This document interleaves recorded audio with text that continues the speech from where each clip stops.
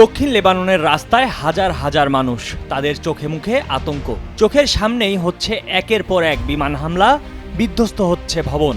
আর একটু দেরি হলে হয়তো তাদের ওপরও এসে পড়বে মর্টার শেল। পরিস্থিতি এতটাই ভয়াবহ যে প্রাণ বাঁচাতে ঘরবাড়ি ছেড়ে যে যেভাবে পারছেন ছুটে যাওয়ার চেষ্টা করছেন রাজধানী বৈরুতে। গাজায় চলমান ইসরায়েলি আগ্রাসন এবার যেন চোখ রাঙাচ্ছে লেবাননের দিকে।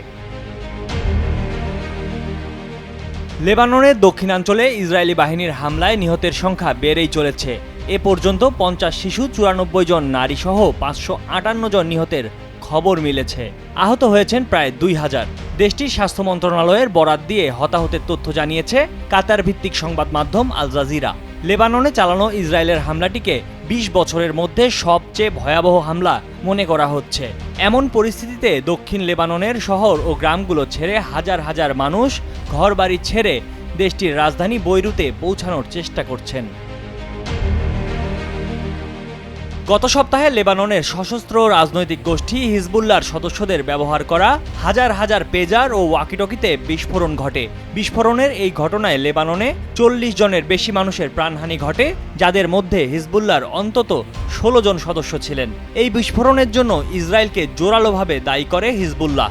যোগাযোগ যন্ত্রে বিস্ফোরণের পর থেকেই মধ্যপ্রাচ্য জুড়ে উত্তেজনা বৃদ্ধি পায়। এর মাঝেই সোমবার লেবাননের দক্ষিণাঞ্চলীয় একাধিক শহরে একযোগে হামলা চালায় ইসরায়েলি বাহিনী। বিবিসি বলছে, দক্ষিণ লেবাননের অধিবাসীদের এলাকা ছেড়ে যাওয়ার জন্য বার্তা পাঠিয়েছে ইসরায়েলি সামরিক বাহিনী।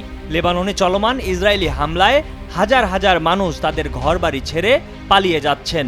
আবার পালাতে গিয়েও বিপাকে পড়ছেন তারা, কারণ দক্ষিণ লেবাননের মহাসড়কগুলোতে যানবাহনের চাপে চলাচল ব্যাহত হচ্ছে।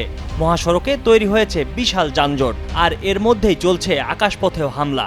জাতিসংঘের শরণার্থী সংস্থার মুখপাত্র ম্যাথিউ সল্টমার্শ জেনেভায় সাংবাদিকদের জানান, হামলার কারণে লেবাননের দক্ষিণাঞ্চলে কয়েক হাজার মানুষ তাদের ঘরবাড়ি ছাড়তে বাধ্য হয়েছে এবং এ সংখ্যা বাড়ছে। তিনি আরও বলেন, বেসামরিক মানুষদের ওপর হামলা গ্রহণযোগ্য নয়। ইসরায়েলের প্রতিরক্ষা বাহিনী আইডিএফ এক বিবৃতিতে বলেছে, তাদের বিমান বাহিনী লেবানন ও বেকা উপত্যকায় হিজবুল্লাহর প্রায় 1300টি অবস্থানে হামলা চালিয়েছে।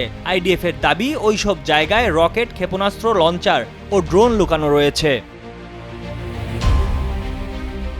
ভিডিও বার্তায় ইসরায়েলের প্রতিরক্ষা মন্ত্রী ইয়েভ গালান্ট জানান, দক্ষিণের ইসরায়েলের বাসিন্দাদের নিরাপদে ঘরে ফিরিয়ে আনার লক্ষ্য অর্জিত না হওয়া পর্যন্ত হামলা অব্যাহত থাকবে।